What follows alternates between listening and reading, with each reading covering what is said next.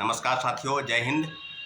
पूरी तरीके से शिक्षक बहाली के मुद्दे पर जो बातें हो रही है उसमें सुप्रीम कोर्ट में जो पुनर्विचार याचिका थी डीएलएड के मामले में, उस मामले में सुप्रीम कोर्ट ने डीएलएड के 18 महीने के कोर्स को हरी झंडी दे दी है। तो बहुत ही खुशखबरी की बात है। 18 महीने के जो कोर्स करने वाले डीएलएड के जो अभ्यर्थी हैं, शिक्षक अभ्यर्थी, उनको कहीं ना कहीं एक मौका मिलेगा। और मौका जो मिलेगा बिहार के बहाली, चौथे फेज की TRE-4 और अन्य राज्यों की बहाली में, जिसमें 18 महीने के कोर्स को सुप्रीम कोर्ट ने NIOS के मामले में हरी झंडी दे दी है।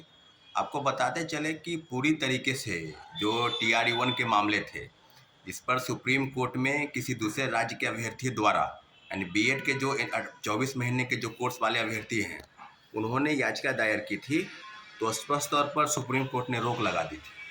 और TRE-1 में उसमें बहाली की प्रक्रिया चल रही थी, आपको याद होगा। और बहाली की प्रक्रिया के बाद कई ऐसे हजारों अभ्यर्थी हैं NIOS वाले, जिन्होंने 18 महीने के कोर्स किए थे, उनको कहीं ना कहीं बाहर का रास्ता उनको किया गया। शिक्षा विभाग द्वारा लगातार अल्टीमेटम चिट्ठी के द्वारा ये बताया गया कि जिन्होंने 18 महीने के कोर्स किए हैं उनके लिए ये रास्ता जो है वो प्रतिबंधित है, अब उनको बाहर किया जाएगा। और पूरी तरीके से शिक्षक बहाली में दूसरे फेज और तीसरे फेज में उनको बाहर रहना पड़ा। तो एक बार फिर से पुनर्विचार याचिका पर सुनवाई करते हुए माननीय उच्चतम न्यायालय ने हरी झंडी दे दी है। 24 महीने के कोर्स डीएलएड बनाम 18 महीने के कोर्स को उन्होंने ध्यान में रखते हुए लाखों अभ्यर्थी जो देश के विभिन्न हिस्सों में डीएलएड कोर्स NIOS द्वारा, जो राष्ट्रीय मुक्त संस्थान द्वारा किए हुए हैं, उनको कहीं ना कहीं इस बात को हरी झंडी दी है। तो साथियों, अब पूरी तरीके से जो निर्णय करने हैं वो शिक्षा विभाग को करने हैं कि क्या TRE-1 में जो बहाल शिक्षक है, जिनको बहाल किया गया, उस मामले में भी किस प्रकार की चीज़ें होंगी, क्या उनको राहत दी जाएगी। क्योंकि जो मामला चल रहा था वो TRE-1 के सुनवाई के बाद, और जो नोटिफिकेशन जारी हुआ था वो पहले जारी हुआ था। तो जो सुप्रीम कोर्ट में याचिका दायर थी उसकी सुनवाई TRE-2 के आसपास हुई थी। और TRE-1 में जो बहाल शिक्षक थे उनको कहीं ना कहीं इस बात के लिए चिन्हित किया गया, उनको बाहर किया गया। तो पूरी तरीके से TRE-1 में बहाल हुए उस शिक्षकों के लिए क्या बिहार सरकार, शिक्षा विभाग कोई फैसला लेगी, ये देखने वाली बात होगी। लेकिन कहीं ना कहीं एक राहत वाली खबर है पूरी तरीके से माननीय उच्चतम न्यायालय द्वारा। और जो चीज़ें अब सामने आ रही है, दूसरी जो बातें आपको हम साझा करेंगे वो है कि TRE-3 में 9, 10th और 11, 12 इस मामले में भी काफ़ी चीज़ें हो रही है। रोस्टर क्लियरेंस जो है वो हो चुका है। रोस्टर क्लियर में पूरी तरीके से सीटों की बढ़ोतरी की बात इस संदर्भ में है कि TRE-3 में 9, 10th और 11, 12 इसमें सीट जो है वो बढ़ाई गई है। बनिस्पत 1 to 5 और 6 to 8 में जो सीट है वो घटाई गई थी। कई अभ्यर्थी हैं जिनको इस बात को लेकर भी चिंता सता रही थी कि क्या सीट घटेगी।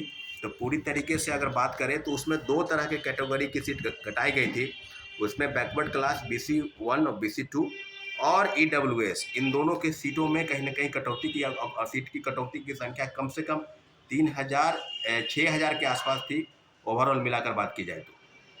और अब जो बातें हैं कि क्या BPSC द्वारा बहाल चौथे फेज की बहाली, अब कई लोगों की शंका है, शक है कि क्या चौथे फेज की बहाली आएगी या नहीं आएगी। तो मैं आपको बता दूं कि जो चीज़ें सप्लीमेंट्री रिजल्ट में हुआ, सप्लीमेंट्री रिजल्ट में भी कई चीज़ें हो रही है। जैसे कि आपको पता है कि TRE-1 में याचिका दायर थी 1151CW मामले में, उसमें कोर्ट ने राहत दी और कहा कि पूरक परिणाम जारी होने चाहिए, जिसमें 1 से 4 नंबर वाले और DOB से जो छठे हैं उनका एक लिस्टिंग करके शिक्षा विभाग और BPSC को देना था। पूरी तरीके से शिक्षक अभ्यर्थी जो है इंतजार करते रहे। लगभग 2 महीने के इंतजार के बाद मामला जो है डबल बेंच में जो है याचिका दायर की गई बिहार सरकार की तरफ से। तो कहीं ना कहीं सप्लीमेंट्री रिजल्ट को भी कहीं ना कहीं एक तरीके से धक्का लगा था उस समय। परंतु अब जो बातें हो रही है उसमें पूरी तरीके से सप्लीमेंट्री रिजल्ट पर भी माननीय उच्च न्यायालय के फैसले का इंतजार सबको है कई मामले में। और अभी तक जो सुनवाई चल रही है उस मामले में भी आपको बता दें कि TRE-1 में लगभग 2-3 सुनवाई हुई है, जिस पर बिहार सरकार की तरफ से अभी तक कोई विशेष जवाब नहीं दिया गया है। तो जिस प्रकार से TRE-1 में CWJC 1151 और एक और केस 2337, दोनों मामलों में कहीं ना कहीं सुनवाई के संदर्भ में सारी चीज़ें सामने आ गई थी। छात्रों अभ्यर्थियों की जीत हुई थी कि पूरक परिणाम जारी होने चाहिए, क्योंकि पूरक परिणाम को कोर्ट में चैलेंज किया गया था। 2773 लोगों का ही सिर्फ रिजल्ट आया था। उसके बाद बाकी सीटें जो है TRE-1 में से लेकर TRE-2 तक और खाली रख दी गई थी। आपको बताते चले कि 1 से 5 तक के जो वर्ग की सीटें हैं, उसकी संख्या कम से कम 20 से 25 हज़ार है। तो पूरक परिणाम तो जारी होने चाहिए थी। मुझे लगता है कि इस मामले में भी जल्द से जल्द माननीय उच्च न्यायालय में जो याचिका दायर है, उस पे सुनवाई चल रही है और उसका भी रिजल्ट कहीं न कहीं छात्रों की जीत की तरफ ही आएगा साथियों। तो दोनों खबर, एक तो सुप्रीम कोर्ट में डीएलएड के मामले पर सुप्रीम कोर्ट की हरी झंडी, जिस पर माननीय उच्चतम न्यायालय ने स्पष्ट कहा है कि देश के तमाम राज्यों के अभ्यर्थी जो हैं, शिक्षक अभ्यर्थी जिन्होंने 18 महीने के कोर्स किए हैं एनआईएस द्वारा, उनको शिक्षक बन सकते हैं। और बिहार सरकार और शिक्षा विभाग को TRE-1 में प्रथम फेज में बहाल शिक्षकों को, जो जिनको उन्होंने बहाल किया है, उनको क्या किस प्रकार से क्या उनको फिर से ज्वाइनिंग होगी या क्या होगा, ये पूरी तरीके से शिक्षा विभाग बताएगी। और दूसरे तरीके से सप्लीमेंट्री रिजल्ट पेपर जो भी याचिका दायर है, उसकी सुनवाई जो है, अब सुनवाई अंतिम दौर पर है। तो मुझे लगता है इस मामले में भी छात्रों को कहीं न कहीं राहत जरूर मिलेगी, क्योंकि पहले फेज में हम लोगों को जीत मिली थी, परंतु रिजल्ट का प्रकाशन नहीं हो पाया था।